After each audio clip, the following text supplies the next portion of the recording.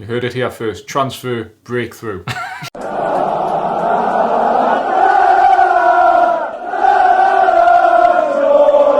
Journos here in Tokyo. I mean, it's not exactly glamorous. As you can tell, we've been working hard, so hard. We got kicked out the stadium, as always. Even in Japan, the other side of the world, they were a bit more strict than they are in certainly some places. Certainly Newcastle, where we're allowed to stay almost as long as we want. But once we spoke to Eddie Howe, the players we had to leave and had to catch a last train. So we've done that.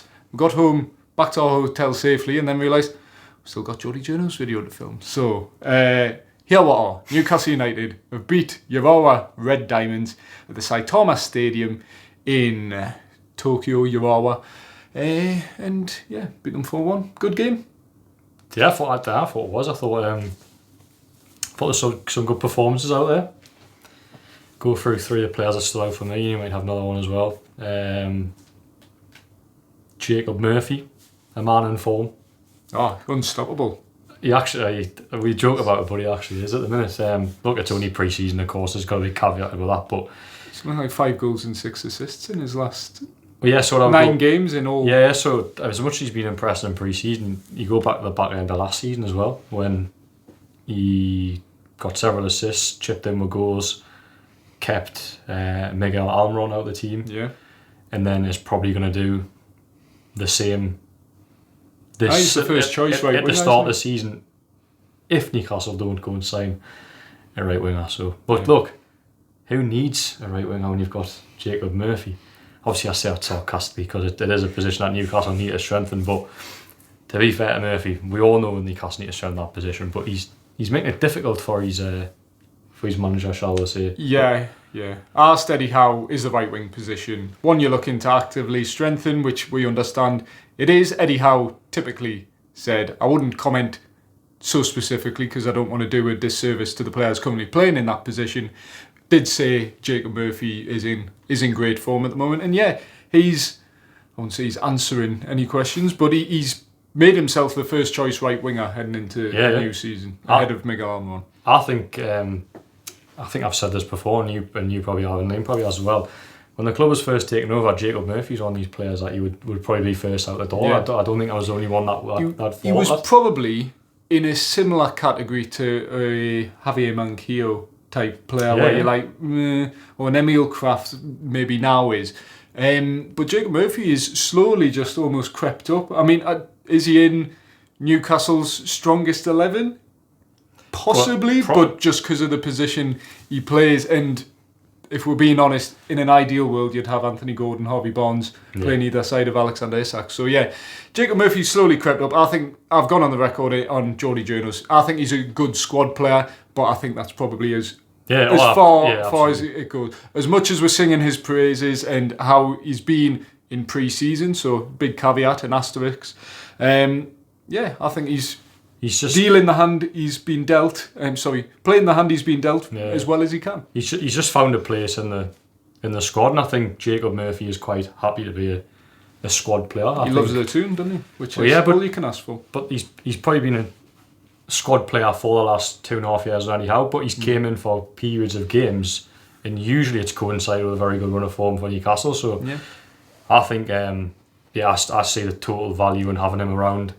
I think he's a top pro, obviously really popular voice and member of the dressing room, and I think he's sort of reaping the rewards for a lot of hard work, because you go back to the start of Jacob Murphy's journey at Newcastle, really struggled under Rafa Benitez, ended up going out on loan and at Sheffield Wednesday and West Bromwich Albion, and then for him to be playing first team football for Newcastle as of 3 or 4 years later is a hell of an achievement. So of course it's only pre-season, but I do think probably based on the back end of last season as well, I think he deserves massive praise for the way he's performed. Yeah, we've become the Jacob Murphy fan channel, I think, in recent weeks. But yeah, Jacob Murphy, I wouldn't say he's answered any issues Newcastle still very much need to strengthen in the right wing position, but something Eddie Howe was asked on transfers once again after the game, are Newcastle close to a transfer breakthrough? Because it was claimed by the Telegraph's Luke Edwards, friend of the Geordie Journals. I wouldn't say he might not say that. I wouldn't say he's watching this video, but if you are, Luke, thanks for the click. But yeah, he said there's a feeling that Newcastle are potentially close to a transfer breakthrough. Whether that was Malik Chow or a bolt from the blue, if you like, wasn't sure, but potential movement to come in the coming days almost. But Eddie Howe, what did he say? I mean, we've made news stories based on it, but yeah. It depends how you want to interpret it. It was two different responses to Eddie Howe in one answer, where he was asked directly, is a breakthrough in the transfer window close? And he said, I hope so, but I don't know. So take that for what you want. But yeah, he said they were working hard. So maybe there's something in that. If I'm trying to read in between the lines again, go on, do you want to... No, I was just going to say something, because you had a little bit of a handshake with Eddie afterwards, and you said, I thought you were going to name drop someone. He went, I thought I might. Yeah, no, so, because the translator was... I think that was the biggest line, even though it was technically after the press conference. Yeah, I mean, because it's funny, because the translator has been relying on Eddie Howe. It always seems to be my questions, because I ask so much about individual players. Yeah. Where when I've named the player, the translator goes to Eddie Howe and he goes, which players that was. And she thought I was. It was like, who are you talking about? Oh, sorry, this is Lee Ryder's question. Sorry, I'm getting mixed up here. But and she asked, and he was going, no, there's no name there. And then I actually caught eye contact with my little smile, and so I thought I'd catch him at the end and say, Jordan Cronin handshake exclusive with Eddie Howe. Handshake exclusive. It's it's nice, these trips. You get to see. Yeah, you get a bit close at the manager. Yeah, there's less of us, isn't there? And we're, like I say, not too far away from Newcastle's hotels, so we've not been sorting them or anything, but we've seen them out and about. We've spoke to certain club staff and seen the likes of Jason Tyndall. Who else was it? Graham Jones, Stephen Purchase as well. Or was it Dan Hodges, I think, the fitness? Oh, yeah, saw them out and about. Obviously Nick Pope as well. A few of the players walking about. So it's been nice. You see a different side to everyone. It's a bit more relaxed as well, because it's not as intense. Yeah. Premier League, we must win. Yeah. We don't care about your media lads. It's like, oh, you're right. Exactly, it's pre-season, so there's no as much as you want to win in pre-season. And I know there's a lot of fans out there who do take pre-season results quite serious, but for us, it's the pressure is off, and it's just an opportunity to show a bit of personality with ourselves, and also people at Newcastle showing their personalities as well. So, but I was just going to say if I'm trying to look for positives in the Eddie Howe response, is that yesterday he said nothing was close, and this time when he was asked, he said, I hope so. So he hopes there's a break. So he didn't say that nothing isn't close. So again, this is me. If I'm trying to search for something in Eddie Howe's answer, maybe that suggests that something is moving, because it's went from nothing's close to I hope so. So you heard it here first. Transfer breakthrough. I'm kidding. Yeah. Please. Anyone watching that we know.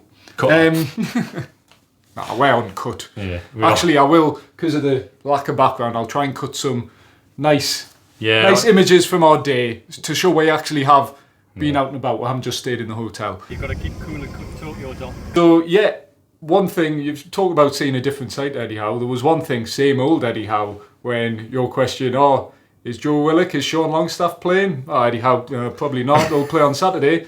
Both players in the starting line, of course. And shout out to Joe Willock, because I thought for 45 minutes, planned 45 minutes, came off at half time, he was brilliant. Yeah, I was going to mention him in one of the three players, so that's the second one for me.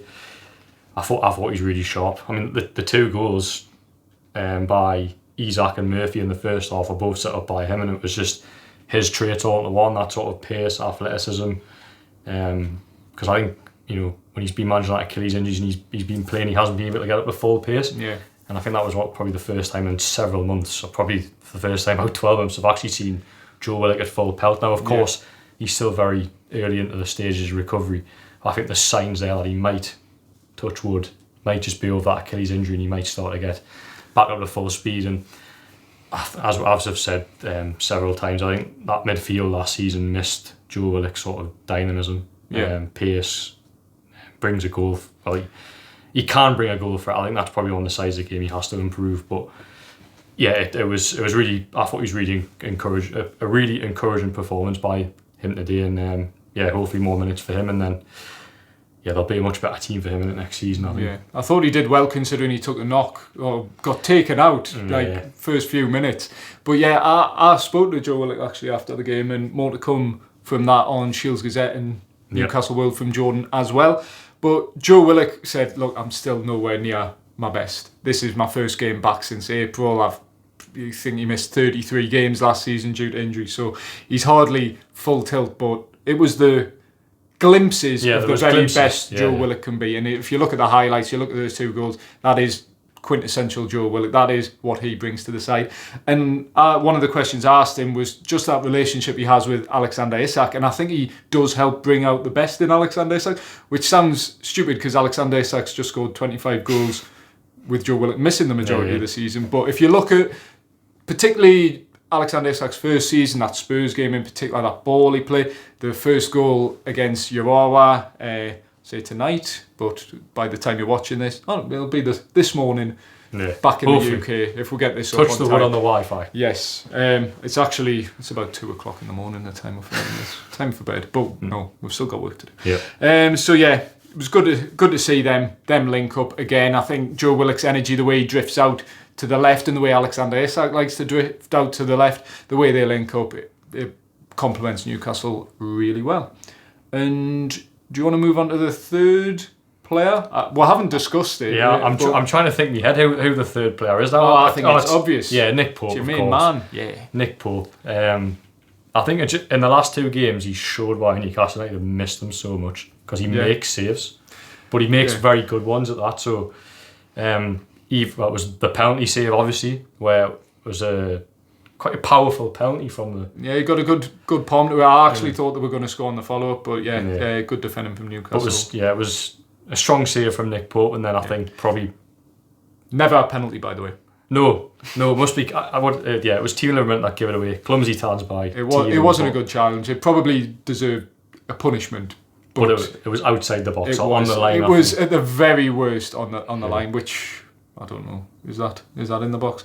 Yeah. Well, justice done anyway, because Nick Pope did obviously save it, and then I think moments later he's pulled off an even better save. Yeah, from I'm not going to pretend who the player is, but it's the lad who scored the first goal. Yeah, I don't remember his name. Cam with T, didn't it? Something like that, yeah. So it was a really good save from him, and then he's tipped one over in the second half as well. So as I said earlier, it's just great to see him back, and you realise how much they did miss him, and I probably, because there's been a lot of talk around goalkeepers this summer, and obviously the goalkeeper situation, as we understand now, is sorted, bar maybe an outgoing, which could be Martin Dubravka. You suspect it will be Martin Dubravka because they've brought 6 goalkeepers to Tokyo, which I know that's a bit attractive. It's a lot. It is a lot. So one of them's Mac Thompson, so technically counts. But they've got 5 senior goalkeepers, and they can't carry 5 senior goalkeepers going into the season. So there has to be a little bit of there's going to have to be movement in there. But of course, before they made that reshuffle with what's a Greek goalkeeper, Vlachodimos. I know that's how you pronounce it. It's close enough. Yeah. Obviously, they brought in John Ruddy. So that goalkeeping situation now in terms of incomings looks settled. But before that, they were linked with James Trafford. And there was a real clamour from fans to almost bring in a new goalkeeper. And I understand to some extent, because Nick Pope, with his shoulder, because he's done it twice, there's always that risk there. But in terms of goalkeeping ability, Nick Pope is big statement. I think he's been one of the best goalkeepers in Newcastle United. Recent history. I'd say recent history because I would go back to the 60s and 50s and stuff, and obviously there's goalkeepers in there that have won trophies in Newcastle. But I thought Martin Dubravka was Newcastle's best goalkeeper since Shea Given. Really? Yeah, I did. Yeah, but Nick Pope for me, because Martin Dubravka, I think, as much as it feels like his time at Newcastle's came to mind, when he first arrived at the club, he was good. He was in many ways He was a similar breath of fresh air to what Nick Pope was. Breath of fresh air. I was going to say phenomenon. That's not right. It was a breath of fresh air because that Manchester journalists been overemphasising things. Yeah, no. But it was that Manchester United game when his debut. He was quality, and for about the best part of 2 and a bit years, helped keep Newcastle United in the Premier League. So I don't think that should be forgotten. But Nick Pope is just he's an unbelievable shot stopper. Really good. And I do think Newcastle fans should remember that. For as long as Nick Pope's fit, I honestly wouldn't replace him. And I know there's a lot made about distribution, and of course that's an area of his game, but you need a goalkeeper that just saves shots. Yeah. Never mind a goalkeeper that's good with the feet. If you can find both, that's good, but they're very, very hard to find. Yeah. As a shot stopper, there aren't many better than Nick Pope. He's an old school, amazing world-class goalkeeper, but old school. I think you need a little bit more from goalkeepers these days. And Nick Pope does have flaws in certain areas. The distribution, I'll get that on, side of things. But one player you were a little bit impressed with, actually, you thought Odysseus Vlachodimos came on and was quite good with his feet. So I mean, the saves he made, they were pretty routine, but he did look a player that was really confident on the ball. Because they were high pressing, weren't they? They liked to get in the face. Lewis Hall, Tino Livramento both got dispossessed in dangerous areas, susceptible to that press they had. And in the hot conditions, the wet conditions, I thought, he came on, and look, it's reading a lot into a goalkeeper passing a ball about, but he was comfortable and confident with the ball at his feet, I thought. Yeah, it's good to see a bit of him this pre-season, because I think he'll be the number 2. Because as I say, if you ask me now, I don't think Martin Dubravka will be here come the end of the transfer window. So no. Eddie Howe was asked about him as well. Do you want to go on to that? Yeah, can do. But it was another Eddie Howe transfer update where it was like, we'll wait and see. I think he was asked about outgoings yesterday, wasn't he? And he said players will have to go in. The goalkeeper is the most overstocked area in the full team. I think they've got more goalkeepers. No team has 5 senior goalkeepers. I think they've got more fit goalkeepers than they do have centre halves or midfielders or obviously strikers, because there's less of them. So if you're looking at areas in the squad, that's one that absolutely has to be cut down, and one you expect to be cut down. Yeah, I'm glad you talked for a bit there, because I was looking on my phone to see Urawa's goal scorer. As always, top-notch research from Geordie journals. Nita, that's what he was called. That's my Geordie pronunciation of it, anyway. But that was more or less it. Second half, we saw Lewis Hall score a goal deflected. Newcastle saw out the win relatively comfortably. Yeah, I mean, you were saying before, there was a few people watching on the NUFC TV live screen thought Lewis Hall was good today. Excellent. I thought he was... We, watching it live, like I said before, he got dispossessed in a dangerous area. Look, he had that moment where he drags the ball back, nutmegs the lad, and it's, that's top notch. If you check out my Shields Gazette player ratings, shout out to Jordan's on Newcastle World as well. I mentioned quality on the ball. There was plenty of that from Lewis Hall, and his goal is slightly fortunate, massive deflection. But defensively there was a bit of there was questions asked of Lewis Hall defensively, and I've gone full circle because I was saying he was the best thing since sliced bread after Hull. But I think attacking wise we know he's got quality, but defensively, as much I think he's improved, there was a few questions asked him today, but it's really silly to sit here and call out Lewis Hall. He's a top. He is. He's only 19, 20 soon. Is he? Oh yeah. I spoke to Lewis Hall in Germany. I thought he's a thoroughly nice lad. So good. That always might cloud my judgment of him. But I look, he's made huge improvements, and long may that continue. We just had. But at his age, you're going to get this odd regression and vulnerability defensively. But it's only pre-season. That's what it's there for. Iron those mistakes out. So good from Newcastle at the Saitama Stadium. Do you want to move on from the game? I think we've covered all bases on the game. I think. Yeah, I mean, there's only so much. There's only so much you can read into pre-season. We've been talking about it for 20 minutes. So, Saitama Stadium, our first visit there, ex-World Cup stadium, and don't know about you. Well, I know about you because you were blown away by it. You were very impressed. Yeah, that's an incredible arena. The way it's built, it's very, very unique. Where you've got even the roof It's like a proper sculpture. It was, and it was both stands. The side of the pitch were had a roof over, and then it was both stands behind the goal was no roof. But honestly, poor Newcastle fans, by the way. Throw back to Gateshead away last year, where in the pre-season where they got soaked. They've come the other side of the world where it's been absolutely red hot, and they've still got pulled. I think Eddie Howe appreciated the rain, and the players did as well, because it was still really humid, but I think it cooled them down a little bit. But go back to the stadium.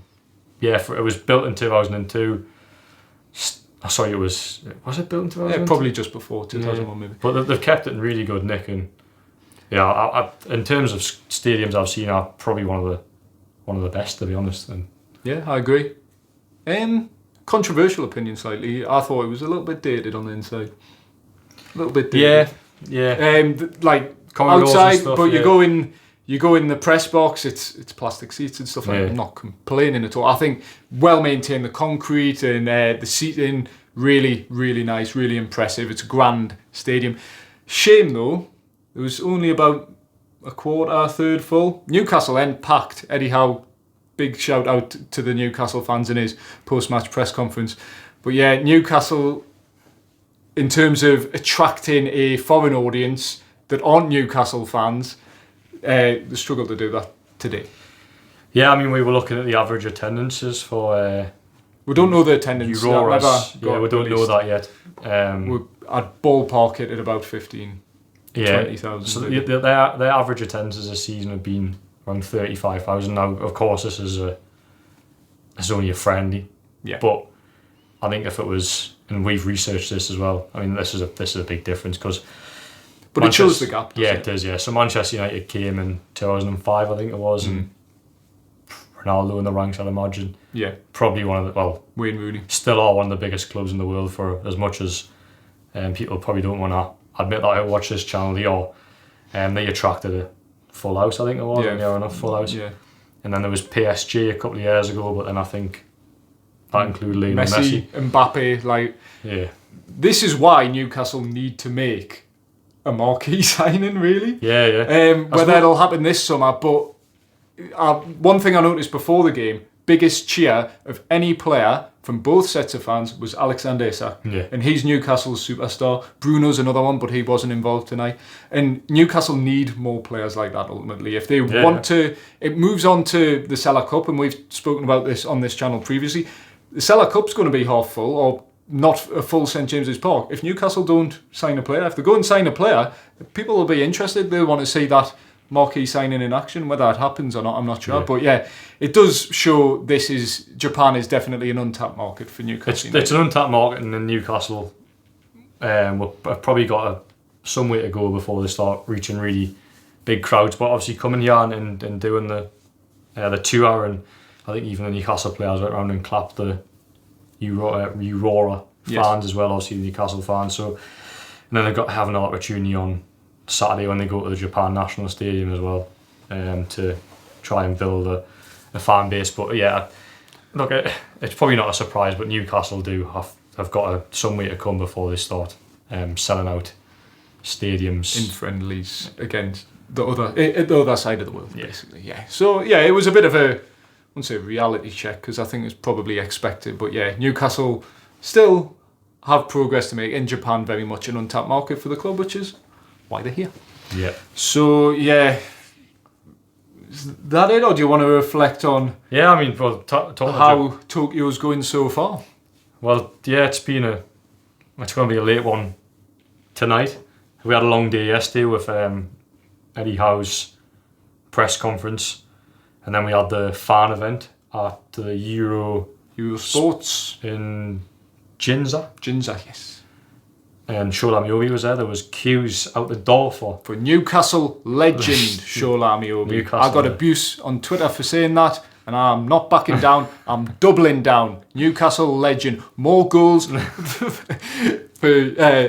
Newcastle against Sunderland than any other player in the Premier League.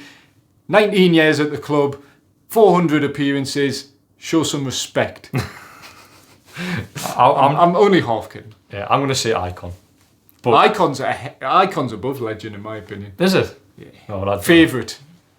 Yeah. He's not a divisive figure. I loved Shola. I'll go on the record saying that. He is a divisive figure in Newcastle United. He's an ambassador now, though. Loan manager has sort of become secondary to him. It feels that way. He was just loving life with the fans yesterday, wasn't he? And to be fair to him, he was there for 2.5, 3 hours. Yeah, every fan he took time to speak to, got photos taken, signed shirts. There was quite a few people with Amiobi shirts in Japan, which I don't know if they got that. Honestly, you see some strange shirts like that you never thought you'd see. What about the one today? Elliot Anderson? Oh, I felt sorry for that guy. There was new Newcastle shirt, brand new. Well, I say not brand new, not the third kit that was released yesterday. Adidas? The home? Adidas home shirt released a month ago or 2 months ago, with Elliot Anderson on the back. Do you think he knows? I think he does know. I think it's going to be hard to get a refund though when he's all the way over in Japan. Yeah. He was a Japanese Newcastle fan, yeah, not someone who travelled over. So yeah, that's unfortunate. But yeah, I saw a Craig Bellamy shirt. I saw an Alan Smith shirt. Yeah. Alan Smith. Honestly, there's throwback. We bumped into a Japanese Newcastle fan last night whose favourite Newcastle players, honestly, Joey Barton and Albert Luque. Yeah. Number 7s, weren't they? Albert Luque was 19 for a bit. Was he number 7 at one point? Hey, he scored in the derby, Mr. Albert Luque. Scored in Shearer's testimonial.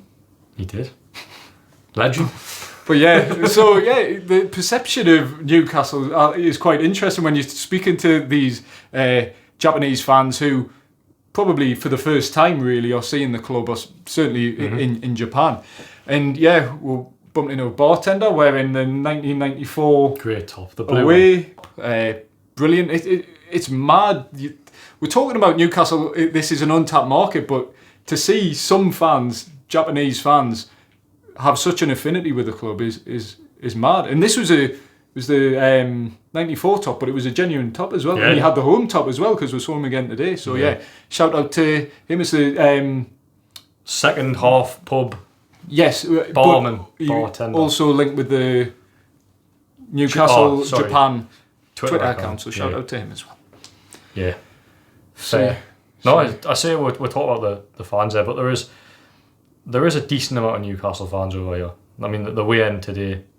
It's the only part of the ground that was even moderate. Yeah, I'm really bad at estimating, but I'd imagine there's probably about 1,500 to 2,000. I'd say maybe a bit more. Yeah, I mean, it looked like an away end in a Premier League game. That's what I'd say. I like the flag display and stuff. I'll put footage over this so you can judge for yourself. Yeah, but there was no official figure. But look, we might go to the Japan National Stadium on Saturday, and it might be. Sorry, we are. We are going to the Japan National Stadium, and it might be a sellout. Yes, it won't be, but you never know. Yeah. I think that's it. More to come from the trip. I think we've got I say a free day. Obviously, we'll be working, but we don't have any events on tomorrow or today at Tokyo time, which is Thursday. And then Friday. Well, I don't know. You've lost concept of time, Jordan. I have, yeah. Honestly, I think. Well, I'm definitely jet lagged. I said to you this morning. I woke up this morning. Feeling it. Yeah, and my timing's up all over the place. Because even now it still feels early. I think we're delirious. I think it's like, what's it, like 2:30 and 2 o'clock in the morning. No, we've still got a bit of work to finish. We've still got work to do. Buzzed for the Toons' big win against Urawa. Yeah, you've just got to battle on. It's not a bad thing to do, is it? We see a battle on. We enjoy it. Oh, love it. And we might have a sleep this night, but it'll be worth it, especially when you see Newcastle United beat the Urawa Red Diamonds. So I think we usually come to the end of these videos and start waffling. I think we've got that stage. It's almost been, I think it's probably been 90% waffle, but leave us nice comments, please. Please do. And yeah, of course, like, comment, share, subscribe, and our sponsors. Four Rivers Financial Planning. Holistic financial advice on pensions, retirement, etc. So all of that. Yeah. So please check them out.